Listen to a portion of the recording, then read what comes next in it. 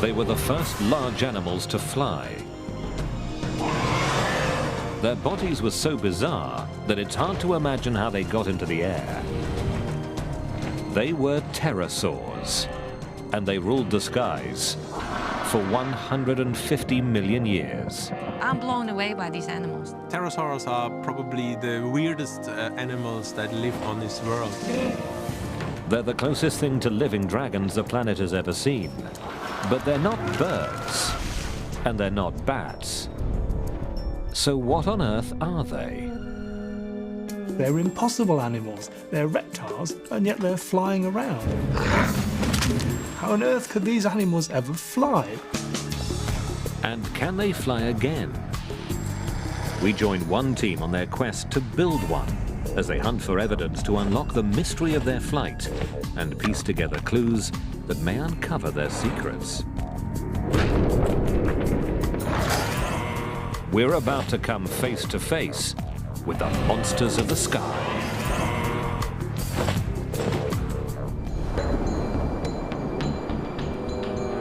"100 million years ago, the Earth was a place in which many strange monsters swam and roamed.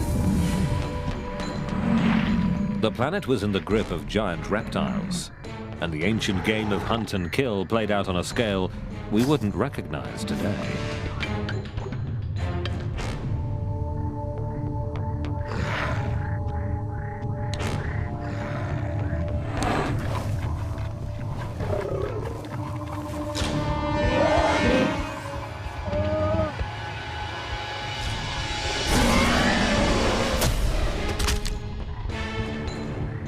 But there was another dimension to this world, one that's often overlooked, but in many ways is even more remarkable. Our planet was also home to some incredible and mysterious creatures. Flying reptiles, some of them bristling with teeth. Pterosaurs.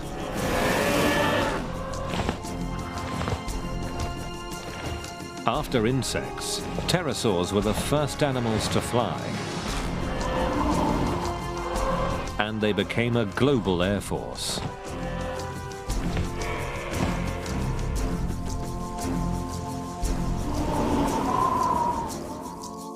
Pterosaurs appeared abruptly in the fossil record 220 million years ago. We still don't really understand how they evolved.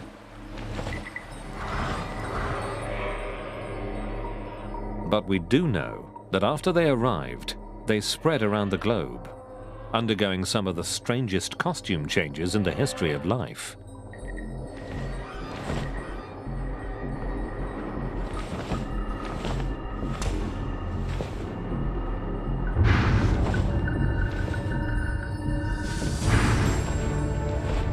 Some had short tails, others long. Some were as small as a sparrow. Others were giants.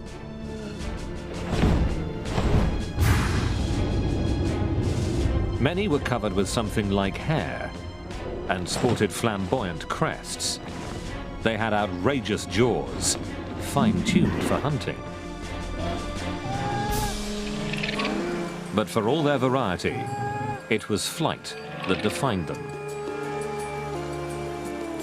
Somehow, these long-necked, gawky creatures not only worked out how to fly, they perfected the technique. 220 million years ago, this skill set them apart from every other large creature. Birds didn't even exist yet. But pterosaurs ruled the skies.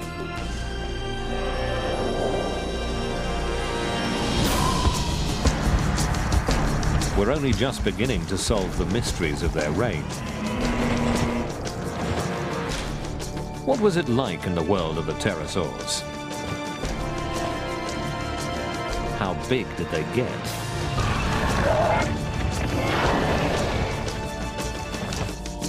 And how does an animal that resembles a broken umbrella get its ungainly body into the air and manage to fly?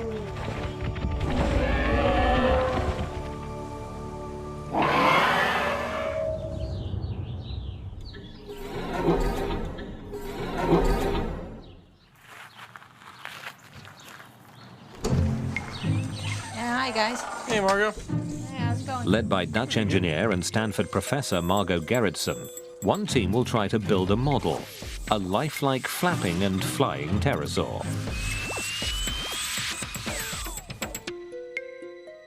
And there are instructions for building a pterosaur. They're written in stone. You have to get everything from the fossil record. So it's fascinating to try to put it all together like one big puzzle. It was a beautiful design, something that's extremely hard to duplicate. It's gonna be real challenging, Paul, because if you To work out how pterosaurs flew, we need to understand the strength of their bones and how they moved.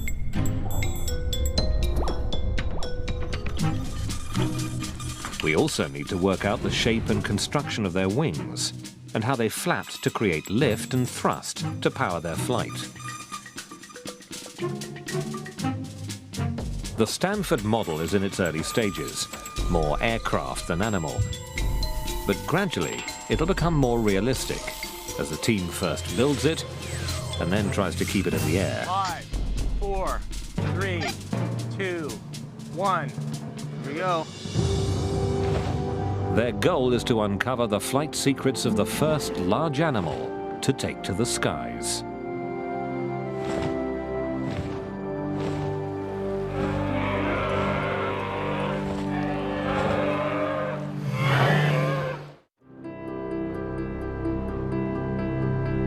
We used to think that birds and bats were the only big flyers in the skies.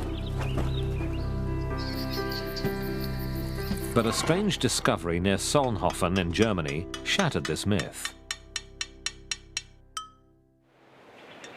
This limestone quarry turned up clues about life in a shallow lagoon 150 million years ago.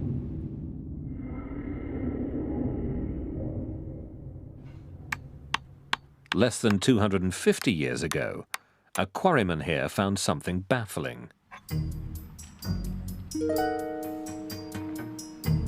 It seemed to defy explanation. Naturalists of the 1700s fumbled for answers based on familiar known creatures. Some thought it was a type of duck. Others believed it was a kind of bat. Yet others thought the wings would have been used for swimming underwater. But the fossil defied them all. It was unlike anything ever collected before. At the Natural History Museum in Paris, Philippe Taquet walks in the footsteps of the man who finally unraveled the mystery. That sleuth was Georges Cuvier. He was the first person to realize that animals had become extinct, and the first to understand what dinosaurs were. And here, 2 centuries ago, he applied his forensic eye to the German fossil and blew the case wide open. Cuvier received a drawing of this strange petrified animal, and he realized suddenly that it was completely a new order of animal. It was a new branch on the tree of life. Cuvier spotted a tiny bone in the jaw, like those found in only one kind of animal. The weird winged creature was a reptile. But what was a reptile doing in the sky? You have a reptile flying. This was completely surprising.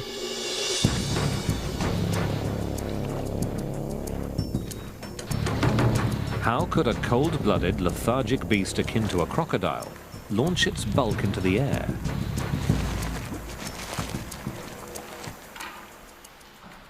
Cuvier found the answer in the hand. A single finger had grown to enormous size. And Cuvier said, I will call this animal the pterodactyl. That means the wing on the finger. It was a revolution in zoology.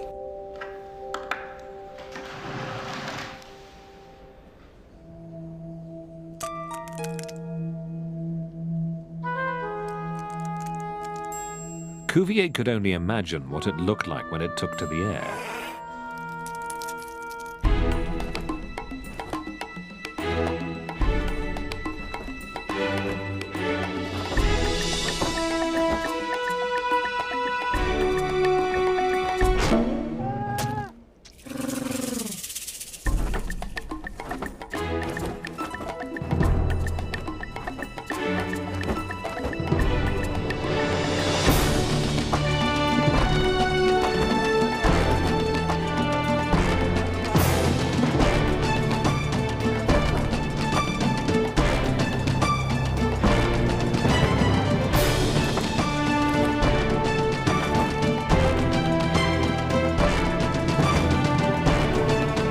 200 years, we've known that pterosaurs flew, but it's only recently that we've started to understand how.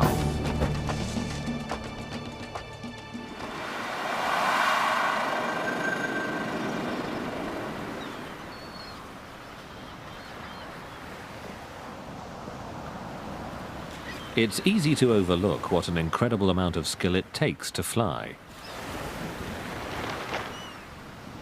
To get answers about how pterosaurs did it, we can look at the wings of birds and bats. All flying animals use the bones of the hands and fingers to fly, but they do it in different ways.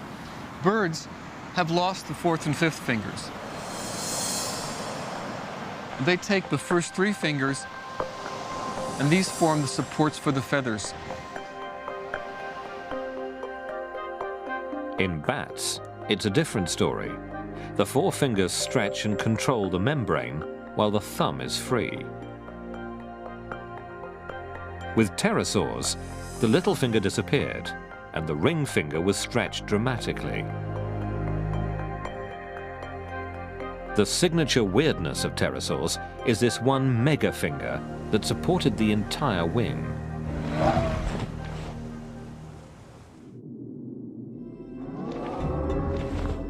You see an animal that is like nothing else you've ever seen. It's the most bizarre, ungainly, beautiful creature. I mean, it's flying with a finger. Evidence of that finger is elusive. Pterosaur fossils are extremely fragile. It's very rare to get a beautiful specimen of pterosaur. Nevertheless, Paul Serino did it. A few years ago, on an expedition to Africa, he found a pterosaur where no one expected it. It's a pterosaur bone, probably a wing bone.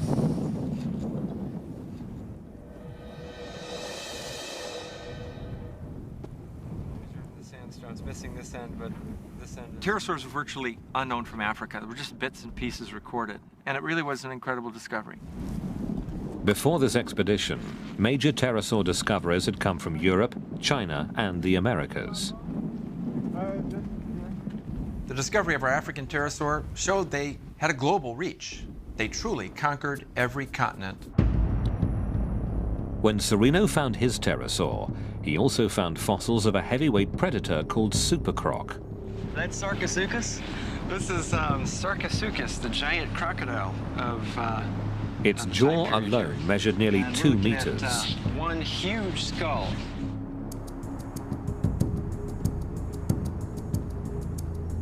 Did pterosaurs clash with this giant? Each creature may have hit where the other was weakest.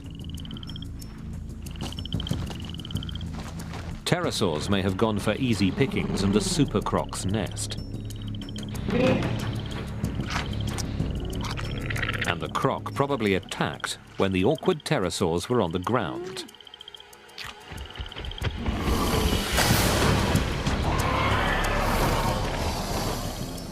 Investigators recently unearthed evidence of a similar conflict, the first of its kind ever discovered.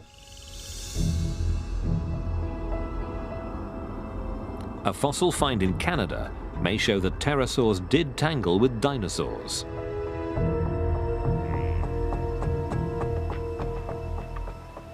Dinosaur Provincial Park was once a North American Serengeti.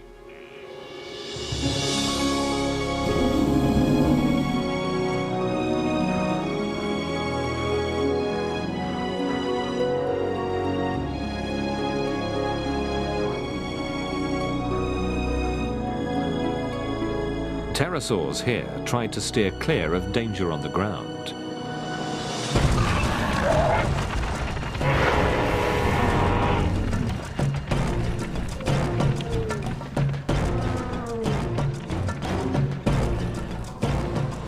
But they had to eat, and that meant landing.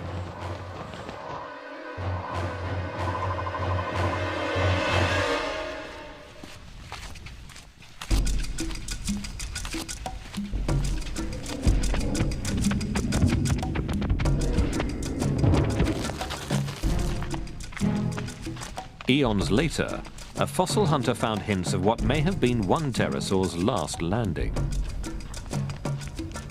I walked around a corner and took a couple more steps and looked down, and there was this long, skinny bone.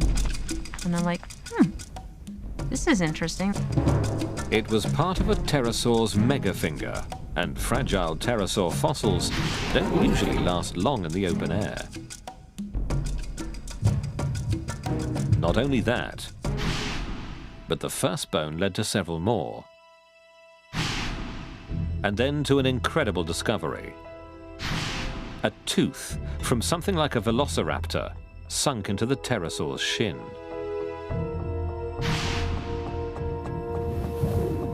What had happened here?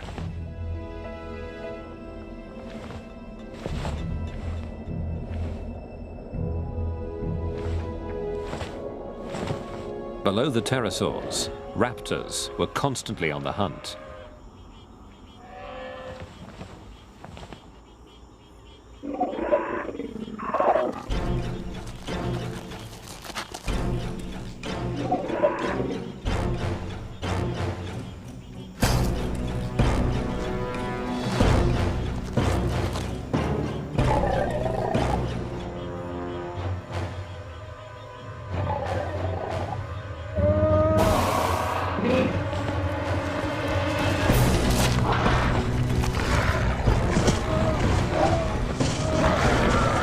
Pterosaurs on the ground were vulnerable.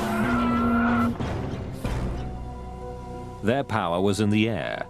Flying was their ultimate survival tool.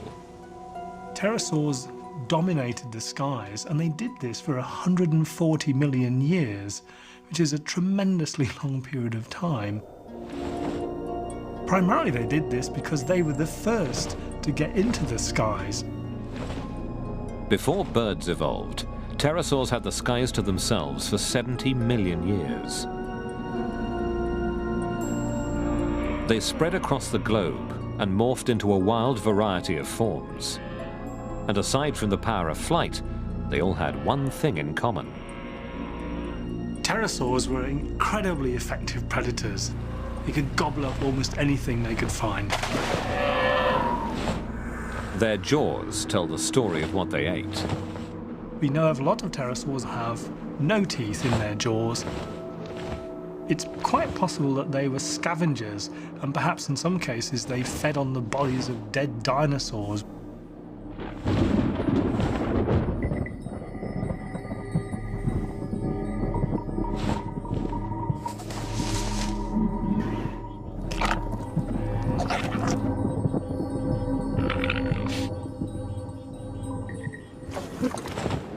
Many pterosaurs were aggressive hunters. Some were able to snare their fish on the wing. These big, long, sharp-pointed teeth basically are the tools of a fish catcher who wants to make darn sure that he grabs his prey when he sticks his beak into the water.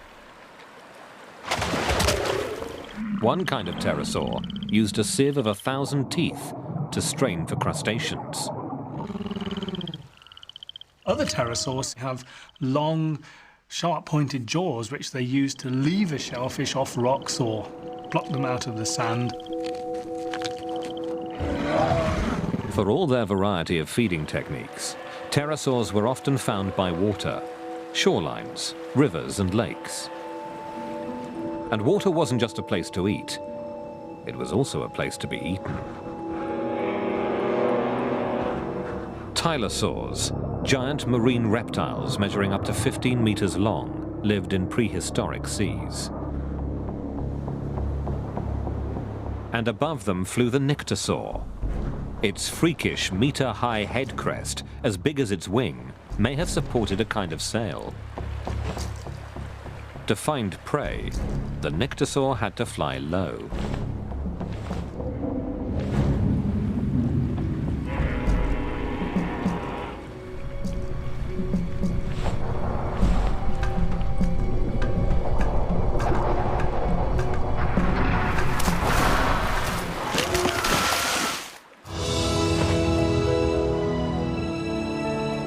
But for every pterosaur ambushed from below, many more spread across the globe. The 5-meter African pterosaur cast its shadow on duckbills. It cruised over prehistoric turtles.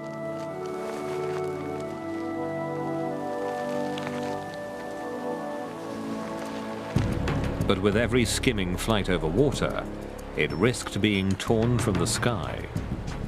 So to avoid that fate, pterosaurs could not only fly, they could fly well, even at low altitudes.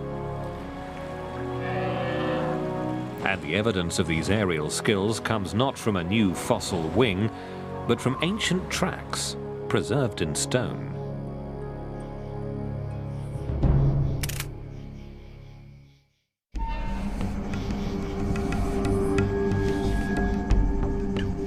In the past, no one ever thought that pterosaurs could have been skilled flyers. Their clunky bodies seemed to prohibit anything but gliding. But near Toulouse in France, a new piece of evidence has quashed this myth. Two investigators examined the rarest of pterosaur fossils, not petrified bones, but fossilized footprints.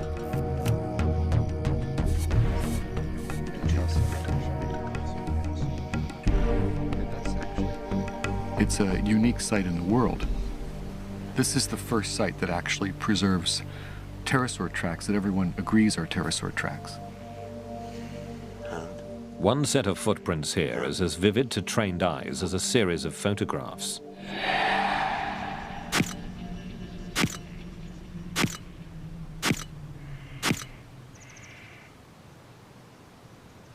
It's the only known record of a pterosaur landing, and how a flyer lands reveals how well it's able to control its flight.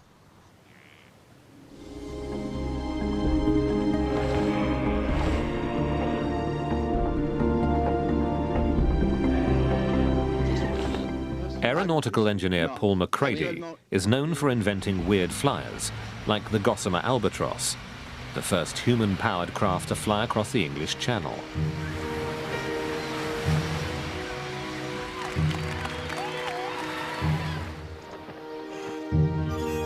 Captivated by pterosaurs, McCready set out in the 1980s to make the giant fly again.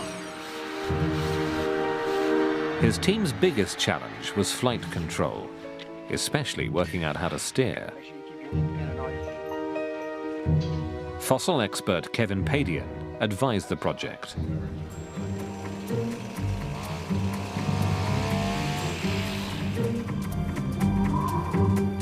They're able to get it off the ground, get it up in the air. It was fantastic at the time. We now know that pterosaurs mostly relied on their incredibly sophisticated wings for steering. McCready's wings weren't up to the task. They were made from an unlifelike, rigid carbon fiber.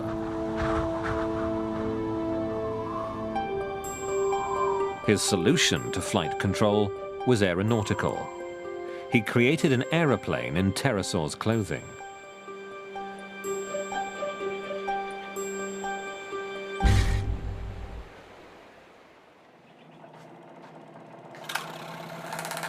Gerritsen, on the other hand, is aiming for a lifelike pterosaur that steers like the real thing.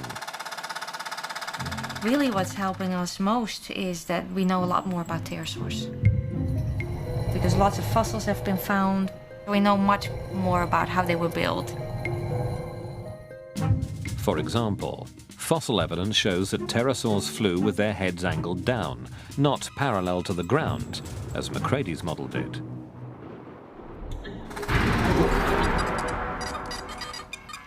A lowered head makes flight far more difficult to control, but that's how real pterosaurs did it.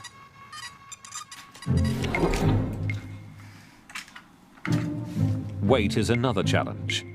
The power-to-weight ratio governs all flight, and here the model has another advantage: new super-light components. The batteries are a lot lighter and very powerful, and that's helping us a lot. The batteries hold 15 times as much power per kilogram as McCrady's did. The servo motors are also far smaller, lighter and more powerful. But the biggest difference is the wing. The goal is to solve the steering problem by copying the complexity of a real pterosaur's wing. McCrady's wing had only a single moving joint, the shoulder.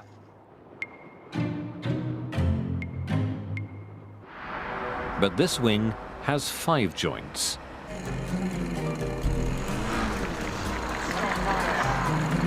At a runway for remote-controlled aircraft, the model's wings are about to be tested.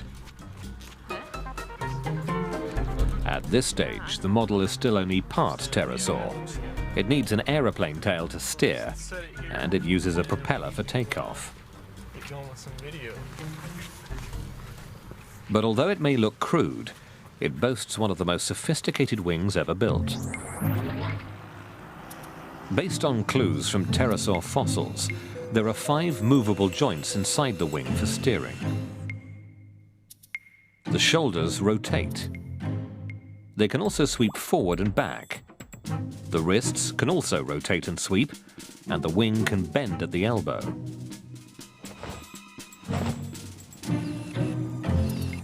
The object now is to experiment with these joints. That's the one thing that we're trying to figure out with this replica right now. Which of the joint motions are really critical for control? The answer was wired into the real pterosaur's brain, so Mike Luvara will have his work cut out for him. It is a challenge. It's certainly like flying a ball, and you got to keep on balancing on top of the ball. Okay, here we go.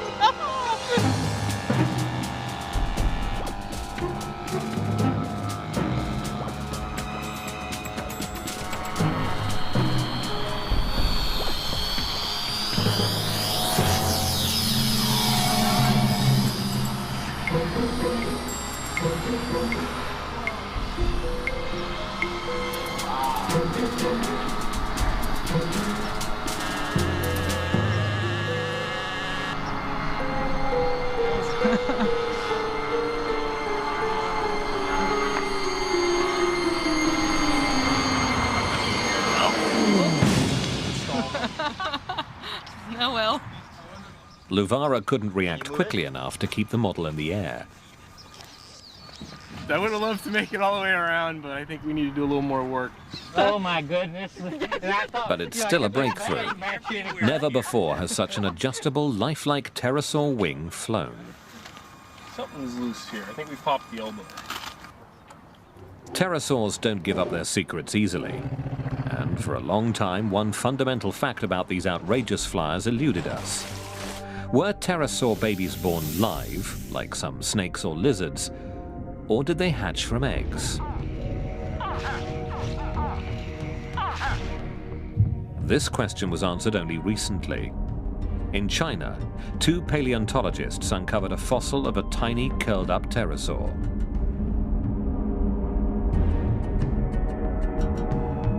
It was a pterosaur chick inside an egg. The discovery of the egg was probably the find of the century, because this tells us something about pterosaurs, about how they reproduced, of which we had absolutely no information before. It was pure speculation, and suddenly here we have an egg. This still doesn't tell us when young pterosaurs began to fly, but Dave Unwin has a controversial theory. Evidence shows that many baby pterosaurs died far from the nest. We find the fossil remains of these individuals miles out at sea. And the only way they could get there is if they were actually flying animals and they got caught in a storm, ended up dead in the water and were buried in the sediments at the bottom. Could pterosaurs have been able to fly right after hatching? Newborn birds and bats can't because they're awkwardly proportioned.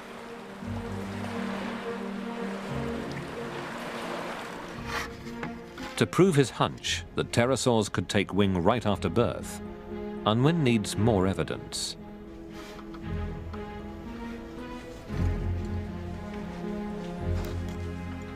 He's assembled a rare series of fossils, the same kind of pterosaur at 3 different ages.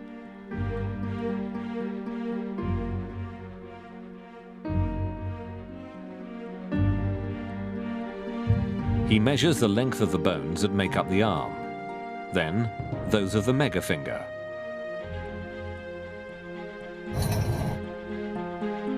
Unwin finds that the arm and the megafinger grow at the same rate. So the proportions of the wing don't change. He also measures bones that have nothing to do with flying, like the beak, and finds that these proportions do change. So only the flight-critical bones keep the same ratio.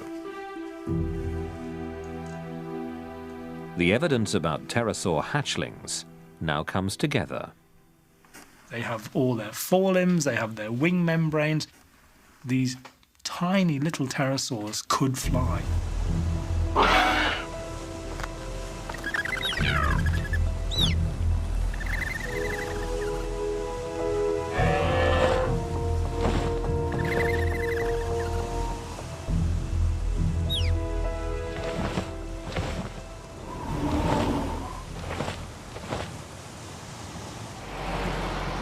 The model is nearly ready for its next flight test.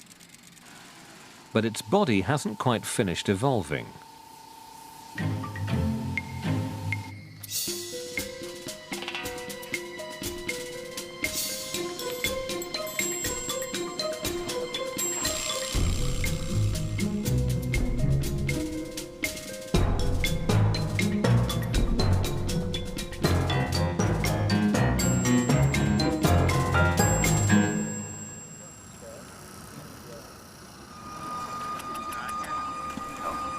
It looks so real.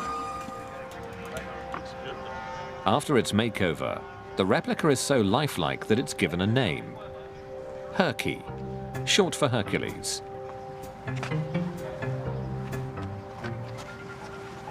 And now Herky gets an accessory. It's something that real pterosaurs never evolved or needed. A parachute. Pterosaurs were known for their weird head crests. This metal one is part of a system to keep the head pointed into the wind, as real pterosaurs probably did in the air. For this crucial test, a large remote-controlled aeroplane will carry Herky aloft and then drop him. You want to check it? This is going to be our first flight with fur on the wings. It could go unstable. But I think in generally, we're going to be quite all right with it. This is close to being the weirdest thing I've ever flown. Herky must rely on Michael Luvara's reflexes. A real pterosaur had a big advantage, a flight computer, its brain.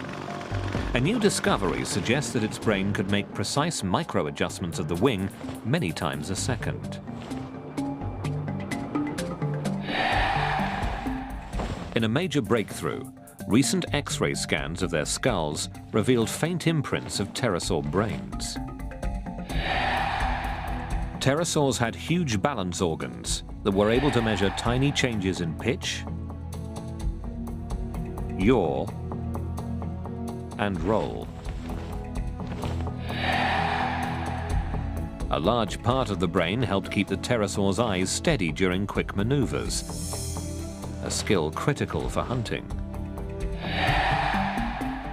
Controlling flight also required gathering data from the wing as well as from the arm and leg joints that kept the membrane taut.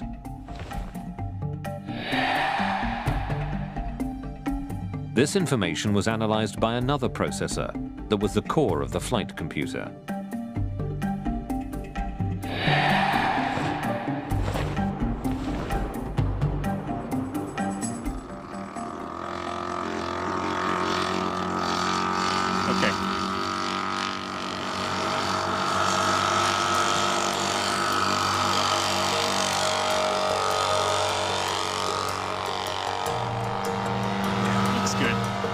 With Luvara filling in for Herky's brain and a second pilot controlling the mothership, a gliding test of Herky's lifelike wing begins. Altitude. Okay, one more lap. The pterosaur will be released at a height of over 200 meters. Okay, count down to launch. 5, 4, 3, 2, 1. Now. The drop is clean, but the next step is critical. The head, pointing straight ahead for takeoff, must be angled down into a realistic position.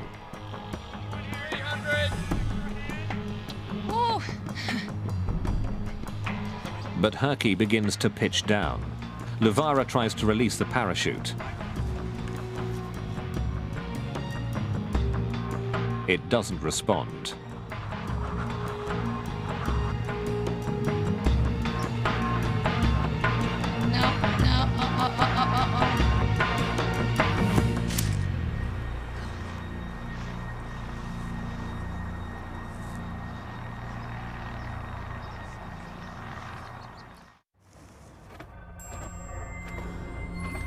The reason for Herky's failed flight can be found by once more looking at birds and bats. They're the only two large animals alive today to have mastered a particular wing motion that keeps them in the air. It's called the flight stroke. If you want to get up in the air, you have to do a certain kind of motion with your arms. And you can't just flap like this, it doesn't work. It actually requires a stroke that's down and forward, up and back, down and forward, up and back. Pumping wings at high power for a long time is something that only warm-blooded creatures like birds and bats can do. They have a racing metabolism, the equivalent of a V8 engine. Taking to the air requires a lot of energy, and it requires sustained energy. If you want to stay up in the air, for safety's sake, you better be able to have a good energy reserve. Otherwise, you run out of gas and fall down in the middle of a big flight. It's not good for you. But pterosaurs were reptiles, and all living reptiles are cold-blooded. Could pterosaurs have been warm-blooded reptiles? There's a convincing clue to suggest that this may have been the case. A fossil recently discovered in Inner Mongolia shows a pterosaur that had fur not only on its wings, but on its body. This was also an animal with a big motor, but only warm-blooded beasts need fur to conserve heat.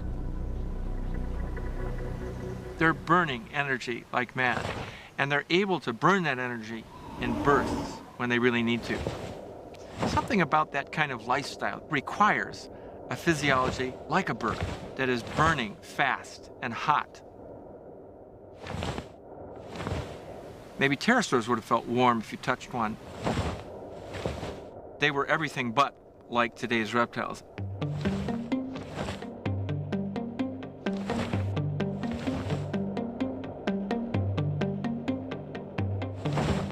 Pterosaurs needed one more feature to execute the flight stroke. The flapping takes a lot of power. And there's a big wings, and it's flying at high speed. So we need a big motor. But a big motor adds weight, and analysis of the last flight showed that Herky was already heavy and descended too fast. Why? All this cosmetics that we put on actually took us back in flight ability. So to fly more like a real pterosaur, Herky has to look less like one. Newly shaved and in fighting trim, Herky evolves from glider to flapper.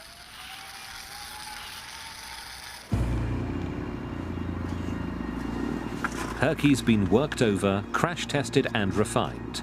He's as close to a real pterosaur as the team can make him. But is he close enough?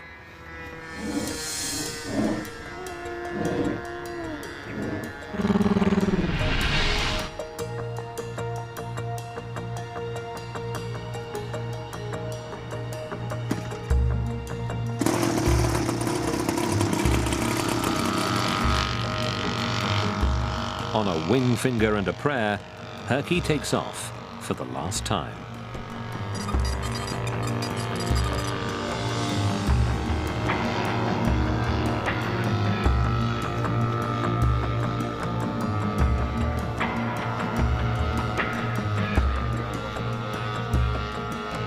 Five, 4, 3, 2, 1. Here we go.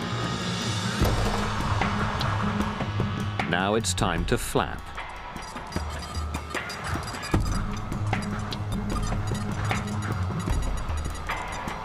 But after a single flight stroke, the wings jam. Herky's engine is too weak, and he can't even get his wings back to level. Luvara bails out. It worked. About 50 feet, 40, 20, touchdown. Well, it doesn't look too bad. I think the parachute saved us. Yeah. Turn it off. I think we lost our clutch and gearing. Oh, that's it. Yeah, look at Look at that. that. That's why it didn't flap. I think we were spinning the motor with nothing. Yeah, the whole clutch system came apart. How about that? Oh, that explains a lot. Well, that also explains Herky why turns out to be a runt. Yeah. Later calculations reveal that his flapping motor had only half the power a real pterosaur would have had. Incredible load in the air. But Herky's wings have still helped to rewrite the book on pterosaur flight. A little bit of slop inboard. I don't know what that was. I'm really proud of the design of the wings. We built a wing that behaves beautifully in gliding flight. We can control the shape, and by controlling it, we can steer the pterosaur. So that's been fantastic. The real animals set an almost impossibly high standard. And it was only by building Herky that we've learned just how skilled they were.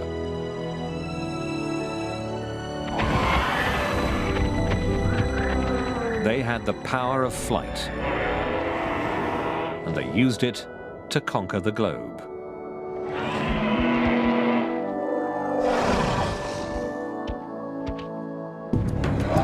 Tenacious hunters, they adapted to different diets.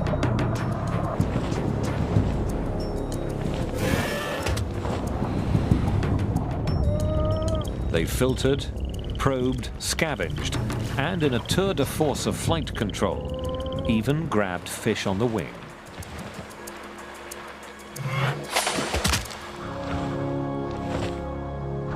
They were quite amazing. Compared to every living animal that I know, every living flyer or man-made flyer, I think the pterosaurs beat them all.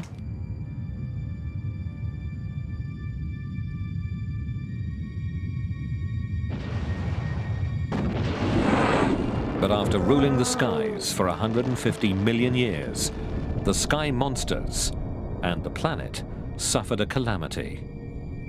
An asteroid struck the Earth.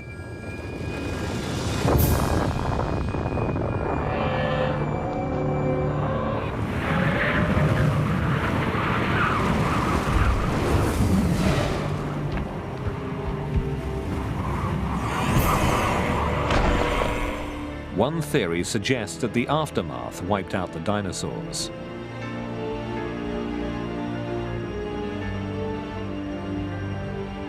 The monstrous marine reptiles also disappeared.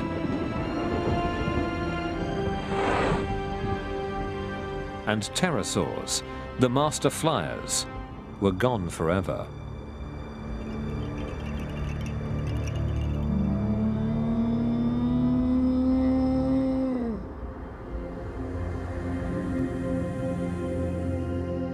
The skies are now left to the birds and the bats.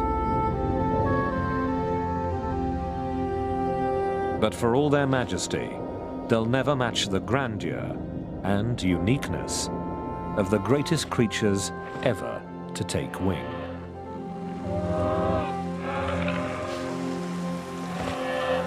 Dragons, of course, are fantastical creatures. Jaws full of teeth, huge wings. These, of course, are myths, never existed, but there were creatures who had all this. They were huge, They had big teeth, they had claws, and they were the pterosaurs.